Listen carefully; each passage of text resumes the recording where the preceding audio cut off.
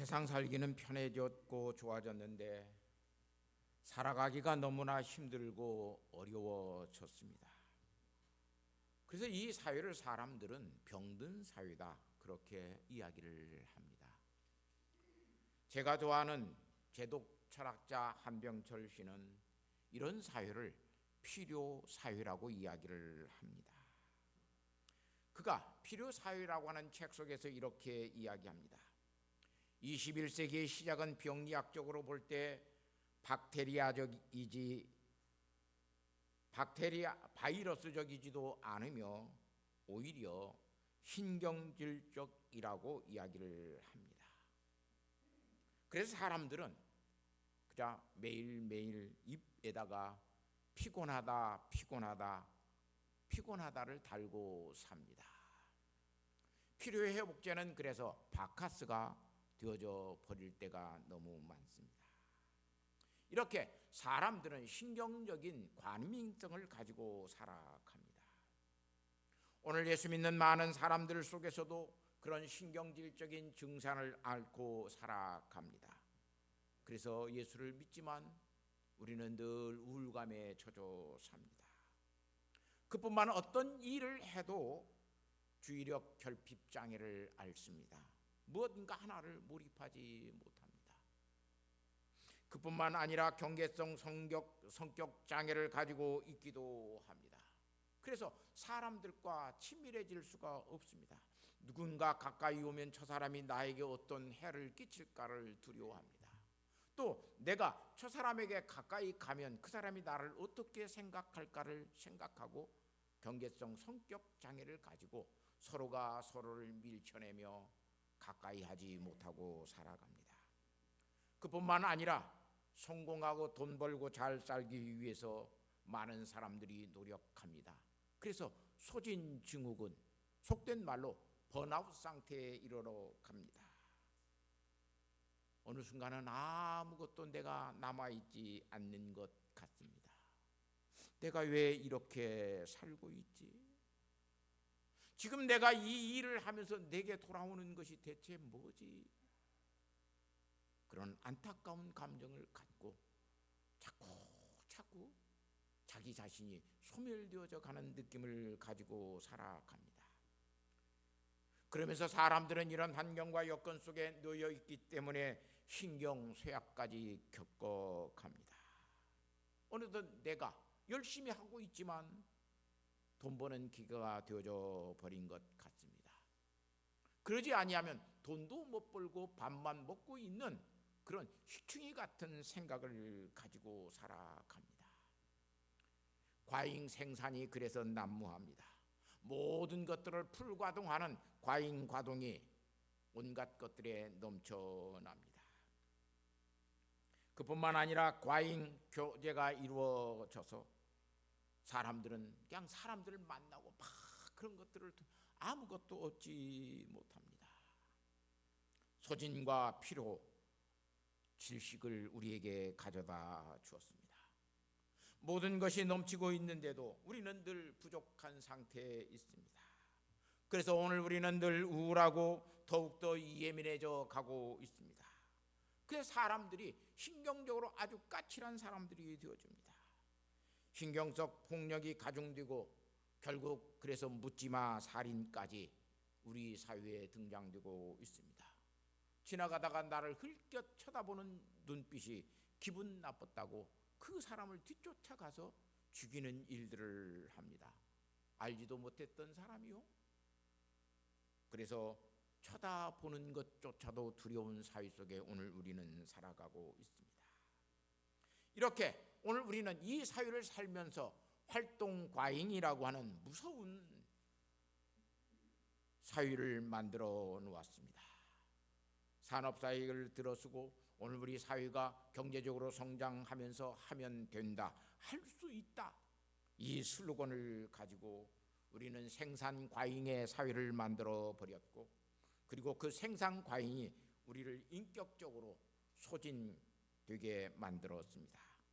그래서 인간성은 파괴되었습니다. 사람들은 자기 자신을 경영하는 기업이 되어져 버려서 오직 자기 개발에 투자하고 살았습니다. 그래서 공동체라고 하는 규율은 껍데기만 남아 있게 되었고, 개인의 성과가 얼마나 중요한지, 개인의 능력만을 절대시하는 성과 사회를 만들어 버렸습니다.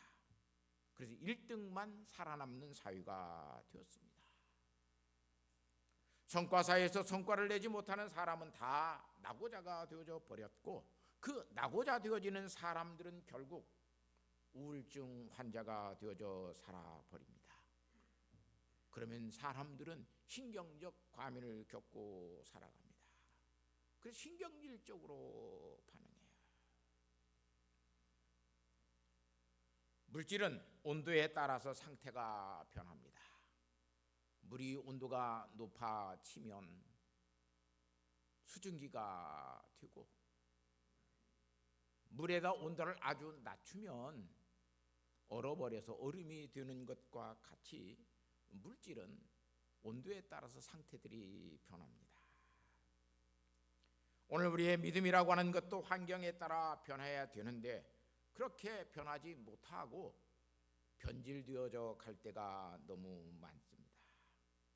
변질되어 간다라고 하는 믿음은 부패했다라고 하는 말입니다. 오늘 우리가 사회 속에서 살아가면서 우리의 믿음으로 사는 신앙인들도 예외가 아닙니다. 그래서 지치고 힘들고 변하지 못하니까 변질되어져서 썩어져 버리는 것을 볼 수 있습니다. 그저 예수 믿는다라고 하는 것이 은혜 받는 그 순간만, 속된 말로 자기의 믿음의 모든 것들이 성과가 나타나고 그 모든 것들이 성공이 되어지고 사람들이 알아주는 때가 되어지면 반짝하고 말아갑니다. 그러나 내가 하는 모든 것들이 노력하는 만큼 성과가 없게 되어져 버리면 우리는 금세 풀이 죽어 버립니다. 그뿐만 아니라 그리고 세상을 우울하게 바라다 보고 신경질적으로 반응합니다. 사회적으로 침체하고 어렵고 교회에 와서 앉아 있는데 누가 옆에 와서 성도님 좀 옆에로만 가십시오, 옆자리 좀 가주세요라고 하면 신경질적인 반응을 보입니다. 이미 모든 것이 탈진 상태에 있습니다. 번아웃 상태에 있습니다. 얼마 전에 어떤 기사를 놓고 보니까 가장 목회자와 사모자가 가장 많이 앓고 있는 신경질환이 뭐냐면 목사에게 있어서는 소진증후군이라고 하는 것을 앓는다고요. 번아웃 상태예요. 무기력해졌어요. 아무것도 하기가 싫은 거예요. 너무나 시달리고 너무나 하는 것들만큼 되어지지 아니하니까 번아웃 상태에 이르렀습니다. 그뿐만 아니라 목사의 아내 사모님들은 모두 다 우울증에 걸려 있다라고 이야기합니다. 교회에서 목사와 사모가 이렇게 소진증후군과 우울증에 걸려 있다라고 그러면 예수 믿는 사람들이 대체 얼마만큼 정신적으로 건강한 삶을 살아갈까 의문이 들었습니다. 살아가기가 힘들고 믿음으로 싸워 나가기가 힘들어서 지치고 인생이 버거워질 때가 너무 많습니다. 그뿐만 아니라 우리는 예수 믿는 사람들끼리도 우군이 되어야 되는데 적군이 되어져 버립니다. 교회 안에서 가장 힘든 것이 뭐냐면 성도들끼리 우군이 되어야 되는데 적군이 되어져 버립니다. 이 교회와 저 교회가 적군이 되어져 싸워 버립니다. 교회 안에서도 가장 문제가 되는 사람들이 어떤 사람이냐면 같이 있었던 사람들이 어느 날 순간 나를 공격하고 있다라고 하는 사실을 발견할 때 우리는 엄청난 회고감에 빠지게 됩니다. 이런 우리의 모습을 보면 우리의 신앙생활이 미봉책에 불과할 때가 많다라고 하는 것을 알 수 있습니다. 은혜 받는 순간 한순간 그냥 살아나 버립니다. 여름밭에 상추처럼 햇빛이 쬐었다가 그럼 시들시들해져요. 그러다 누가 물만 조금만 주면 파릇파릇 살아나는 것처럼 우리의 은혜 받는 순간만 살아나고 은혜가 없어졌다라고 생각하면 한순간 우리는 시들시들해서 숨이 죽어버리는 배추처럼 되어질 때가 너무 많습니다. 그래서 하나님의 은혜가 사라지고 우리가 은혜에서 멀어지는 순간 다시 죽어버리는 악순환이 반복되고 있습니다. 어느 순간에는 그냥 해피해서 막 좋다가도 어느 순간에는 그냥 다운이 딱 돼서 서로에게 도끼를 뜨고 아무것도 여유가 없는 관용이 없어져 버리는 사람들이 될 때가 너무 많습니다. 그래서 우리 주변에 보면 저 사람 예수 믿었어 라고 말할 수 있는 사람들이 많아지고 있습니다. 그뿐만 아니라 저 사람도 예수 믿어? 이렇게 물을 수 있는 사람들이 우리 교회당 안에 가득 차고 있는 것을 볼 수 있습니다. 어쩌면 저와 여러분도 그 중에 한 사람인 줄 모릅니다. 저 사람 예수 믿었어? 그렇게 사회에 나가면 우리를 향해서 말하려는지 모릅니다. 그뿐만 아니라 저 사람도 지금 예수 믿고 있어? 이렇게 말할 수 있는 사람들이 우리 속에 있을런지 모릅니다. 이 자리에 앉아있는 우리 성도 여러분, 여러분은 어떠합니까? 여러분의 인생은 송두리째 흔들리게 될 때 여러분은 어떤 사람으로, 어떤 믿음으로 살고 있습니까? 우리 인생을 송두리째 흔들리고 있을 때 그런 인생을 겪어가지 않는 사람은 아무도 없습니다. 누구나 그런 인생의 모든 것들을 겪어갑니다. 내 힘과 내 능력으로는 아무것도 할 수 없는 인생에서 큰 위기가 닥치고 고난이 있고 아픔이 있었을 때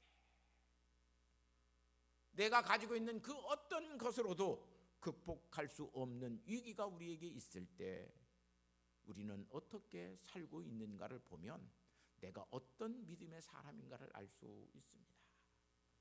지금 예수님의 제자들도 그런 환경에 놓여 있습니다. 갈릴리 바다 호수는 해수면보다 약 206m 정도가 낮은 곳에 있기 때문에, 그리고 주변에 높은 산이 가로막고 있습니다. 그래서 갑자기 돌풍이 불면 그 갈릴리 호수가 큰 물결이 일어나고 어려움을 직면한다고 이야기를 합니다. 왜냐하면 기상 변동이 심해서 그러한 돌풍이, 광풍이 불어댑니다. 예수님이 제자들과 함께 배를 타고 가고 있었습니다. 근데 갑자기 갈릴리 바다의 그 호수에 광풍이 불었습니다. 마태복음 4장 37절을 보면 큰 광풍이 일어나며, 오늘의 이 사건을 거기는 큰 광풍이 일어나며 물결이 배에 부딪혀 들어와 배에 가득하게 되었더라. 물이 배에 차고 있으면, 그리고 가득하게 되면 배는 전복되는 것을 볼 수 있습니다. 지금 그들에게는 큰 위기가 닥쳐왔습니다. 갈릴리 바다에서 업으로 잔뼈가 굵은 예수님의 제자들도 이 광풍 앞에서는, 이 바람 앞에서는 어떻게 할 수가 없었습니다. 속수무책이 되어져 버렸습니다. 마태복음 8장 25절에 보면 그 제자들이 나와 예수 깨우며 이르되 주여 구원하소서, 우리가 죽겠나이다. 이것저것 다 해봐도 도저히 감당할 수가 없었습니다.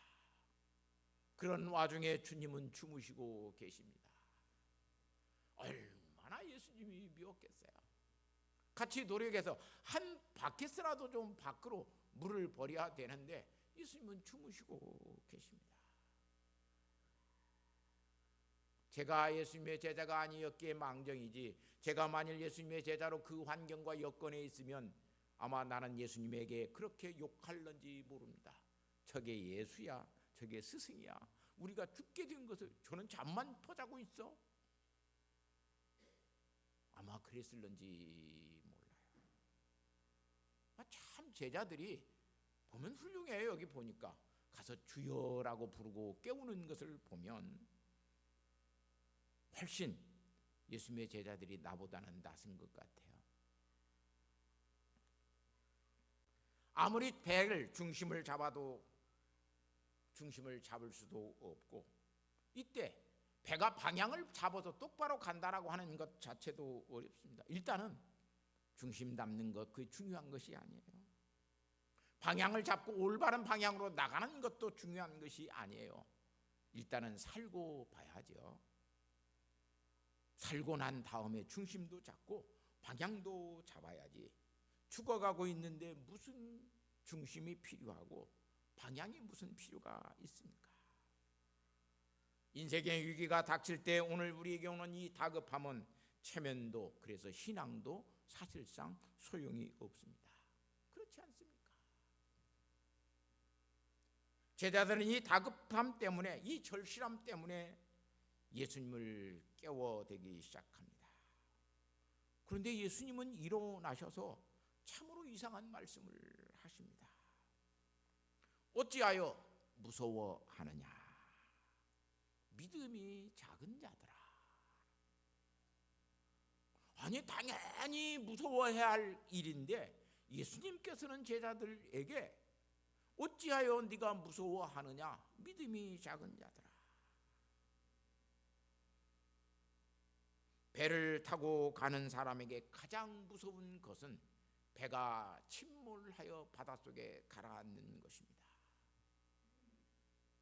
저는 세월호의 그 사건들을 기억하면서 우리를 언제 구원하러 올란가? 너희는 가만히 있어라.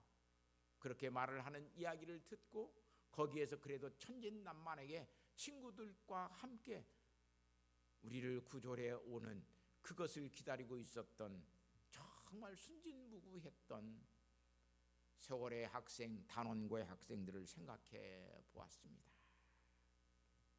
배가 가라앉고 있다라고 하는 것 얼마나 무서운 일인지 몰라요. 비행기를 타고 가는 사람에게 있어서 가장 공포 심은 비행기가 언제 추락할지 모른다는 거예요. 5월 달에 제가 노의원과 함께 목사님들과 여행을 가는데 다 예약을 했어요. 한 40명쯤. 그런데 비행기 추락 사고가 아시아나기에 났어요. 후딱 그 다음 이틀 만에 두 부부가 안 가겠다고 취소를 했어요. 그래서 제가 그분들에게 있어요. 취소하고 난 다음에 취소하려고 하는 사람들이 좀 있어서 제가 전화를 했어요. 지금이 가장 비행기는 안전할 때다. 2년 3년 뒤면 또 사고 나지만 지금은 철저하게 점검하고 가장 안전할 때 비행기는 간다. 염려하지 말고 가라. 배가 가라앉는다라고 하는 것 얼마나 무서운 일이에요. 왜냐하면 살 가망이 없기 때문에 그래요. 그런 제자들에게 예수님은 깨어나셔서 하시는 말씀이 어찌하여 무서워하느냐? 믿음이 작은 자들아. 믿음이 여기 작다라고 하는 것, 올리고스라고 하는 이 헬라 말은 너희에게 작은 신뢰도 없다라고 하는 거예요. 너에게는 작은 믿음조차도 없다라고 하는 거예요. 오늘 우리에게 이런 믿음이 없다면 오늘 우리는 세상 속에서 얼마나 많은 것들을 두려워하고, 이런 믿음이 없기 때문에 오늘 우리는 어떤 일들을 하면서 탈진해 번아웃의 상태에 이르게 되고 절망감에 빠지게 될 때가 너무 많습니다. 예수님 마태복음 13장 31절 말씀에 이렇게 비유합니다. 천국은 마치 사람이 자기 밭에 갔다 심은 겨자씨 하나를 같다 그래요. 천국이 겨자씨 하나를 같다 그래요.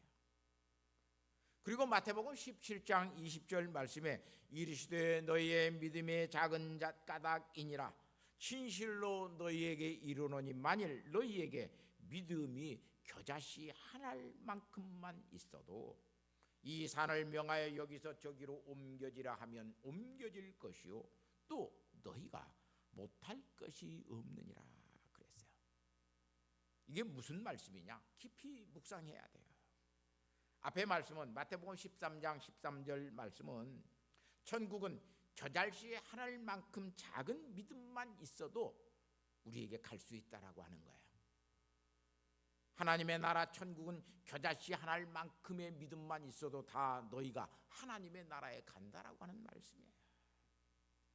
뒤에 마태복음 17장 20절 말씀은 겨자씨 하늘만큼 작은 믿음만 있어도 능치 못할 일이 없다라고 하는 말씀이에요. 이 말씀은 무슨 말씀이냐면 겨자씨 하늘만큼 작은 믿음이 있으면 너희에게는 절대로 하나님에 대한 믿음의 의심이 생기지 않는다라고 하는 말이에요. 믿음이 겨자씨 하늘보다도 작으면 그것은 사실 믿음이 없다라고 하는 말이에요. 겨자씨가 얼마나 작은 것이냐면 이 볼펜 끝에 종이에다 찍으면 점이 하나 찍힙니다. 그 겨자씨가 점 하나 찍히는 것과 같아요. 그만큼의 믿음이에요. 그러니까 점을 찍을 수 없는 믿음이 되지 못한다면 그 사람에게는 뭐가요? 믿음이 없다라고 하는 믿음이에요. 믿음이 없다라고 하는 말이에요. 점도 찍을 수 없는 믿음은 없는 믿음이기 때문에 그래요. 이 겨자씨 하늘만큼의 믿음이 있으면 그 사람은 사건과 상황에 따라서 반응합니다. 그래서 이리저리 휘둘리고 이리저리 자기의 모든 것들에 대해서 갈피를 잡지 못합니다. 그러나 겨자씨보다 큰 믿음, 이 믿음을 가지고 있으면 이 믿음은 자라는 믿음이고 이 믿음은 성화되어져 가는 믿음이기 때문에 나에게 일어나는 사건이 크고 작건 간에 그 상황이 어렵고 힘들건 간에 그런 일들에 대해서 영향을 받지 않습니다. 그 믿음이 있는 사람은 큰 어려움이 있어도 거기에는 흔들림이 없어요.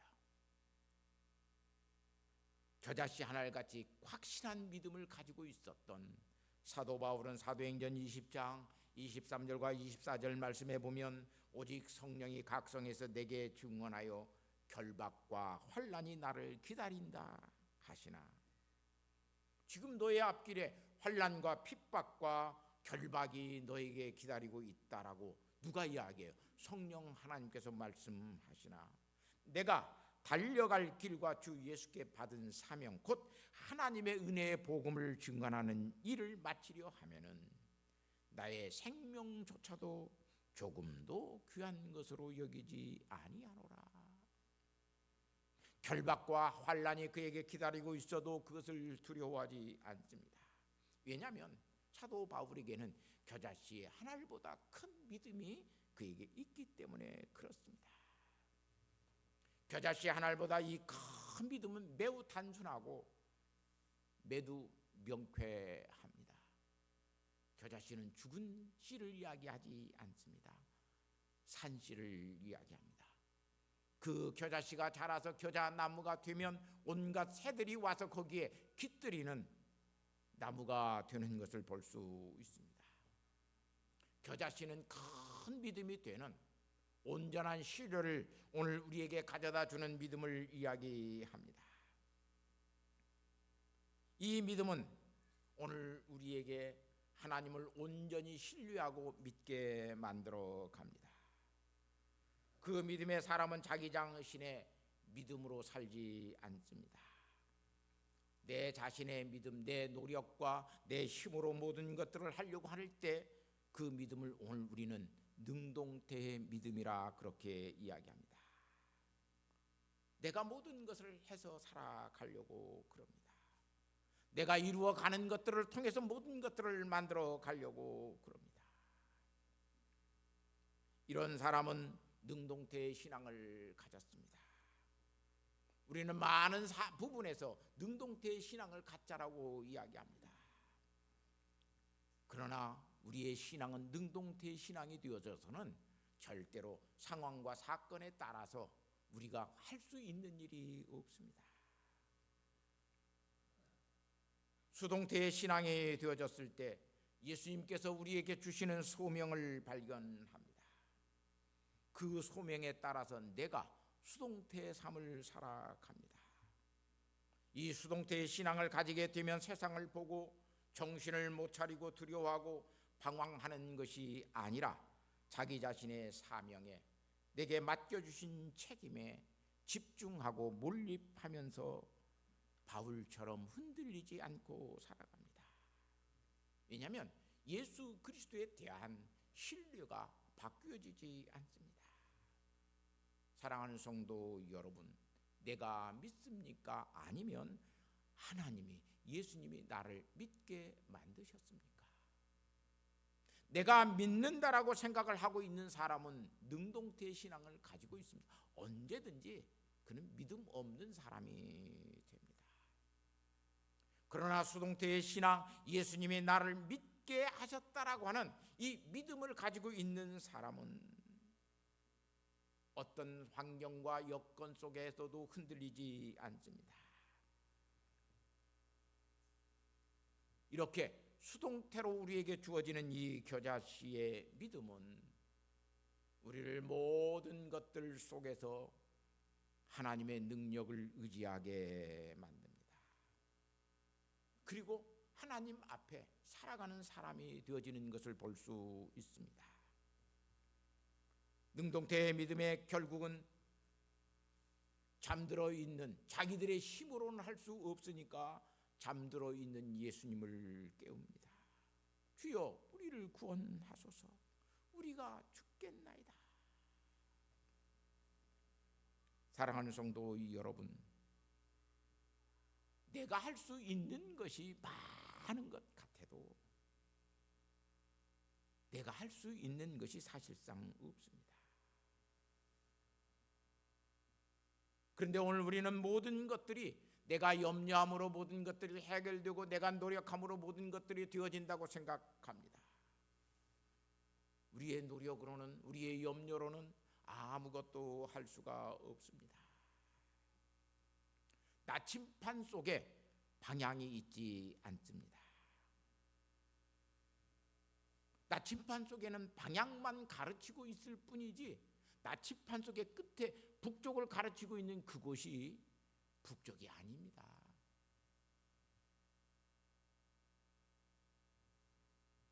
마찬가지로 사상의 가르침 속에, 사상의 이 나침반 속에 사상이 없습니다. 이것은 자유주의다, 이건 근본주의다, 이건 무슨 합리주의다라고 하는 것을 가르치고 있는 그 속에 그런 사상이 사실상 없습니다.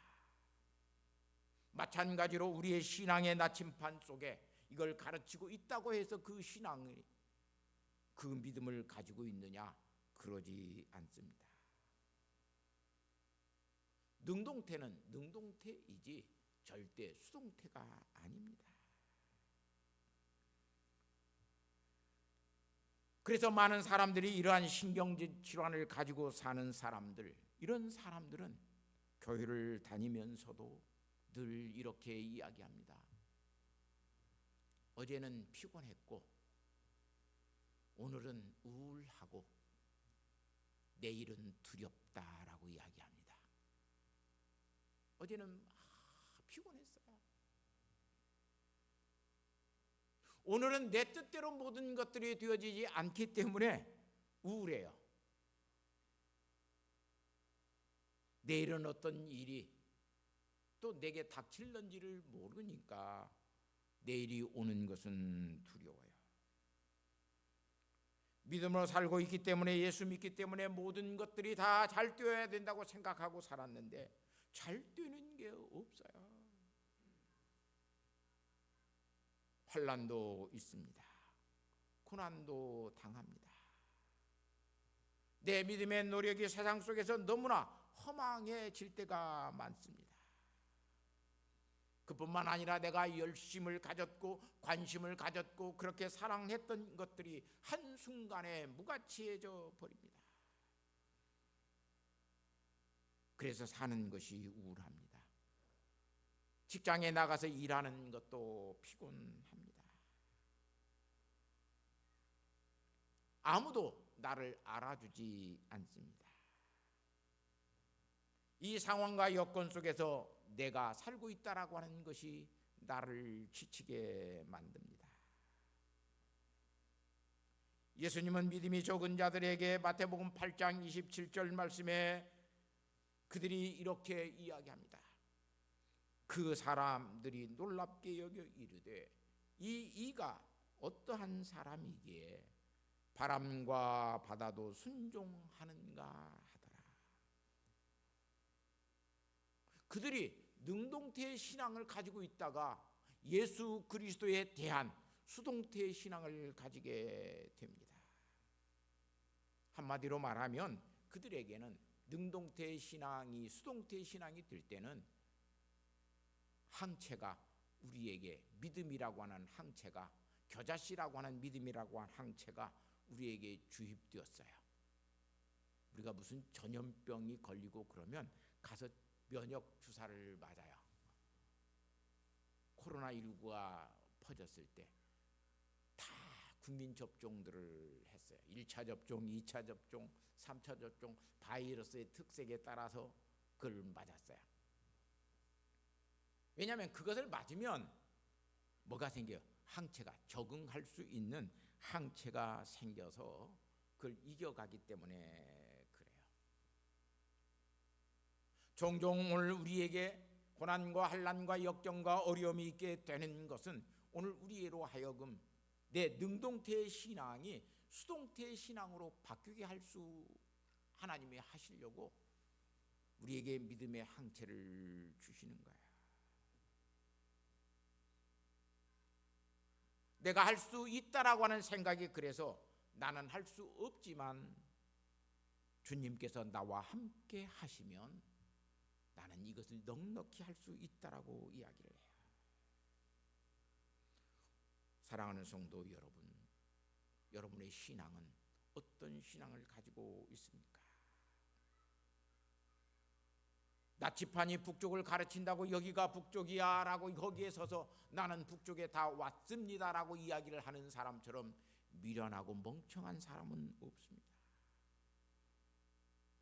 방향을 가르치고 있을 뿐이지 거기가 방향이 되어지는 것은 아닙니다. 능동태의 신앙을 가르치는 곳에 수동태의 신앙이 있음을 우리는 알아야 됩니다.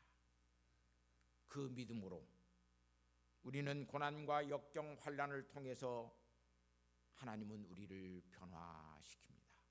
내 능동태의 신앙을 하나님께서 고난과 환난과 역경과 그 모든 것들을 주셔서 나로 하여금 수동태의 신앙을 갖게 하십니다. 너희들 갈릴리 바다를 충분히 건너갈 수 있다라고 생각을 했지 건너갈 수 없어. 너희들의 항해 기술로 너희들의 온갖 경험으로 그 모든 것들을 건너갈 수 있다고 생각했지 아니야. 그것을 깨닫게 하십니다. 그래서 고난은 우리에게 매우 유익합니다. 내가 내 믿음으로 살 수 없는 오늘 우리에게 하나님은 하나님을 믿는 믿음으로 오늘 우리를 살게 하십니다. 내가 나를 믿는 내가 하나님을 믿었다라고 생각하는 능동태의 신앙은 수동태의 신앙 하나님이 나를 믿게 하셨어.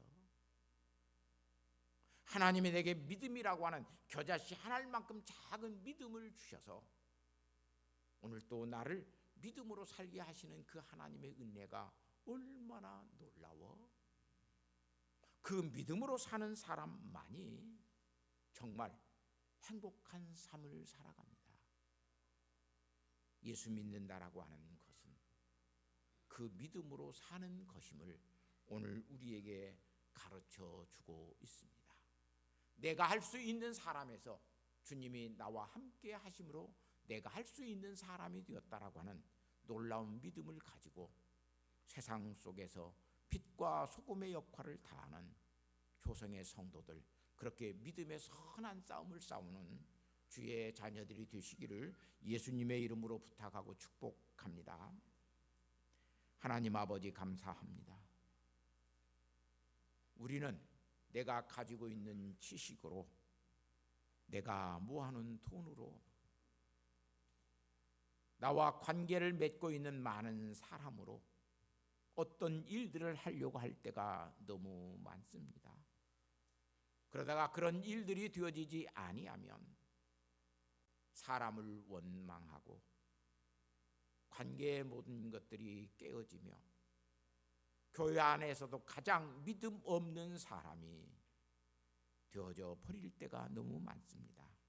주님, 내가 할 수 있는 믿음이 아니라 하나님이 나에게 사명 주시고 하나님이 나와 더불어 함께 하시는 하나님이신 것을 깨닫게 하여 주셔서 주님, 능동태의 신앙이 아닌 수동태의 신앙을 가지고 어떤 환난과 고통과 어려움 속에서도 그것을 통해서 하나님이 나를 강하게 하시고 나를 능치 못하게 하시는 하나님이신 것을 깨닫게 하여 주셔서 주여, 우리가 죽게 된 것을 돌아보지 아니하시나이까 고백할 수 있는 그 수동태의 신앙으로 변화되는 성도들이 되게 하옵소서. 아버지 하나님, 전도 초청주의를 당하면서 우리가 그 믿음으로 세상 속에서 복음을 증거하고 사는 예수의 증인 되게 하옵소서. 예수님의 거룩하신 이름으로 기도하옵나이다. 아멘.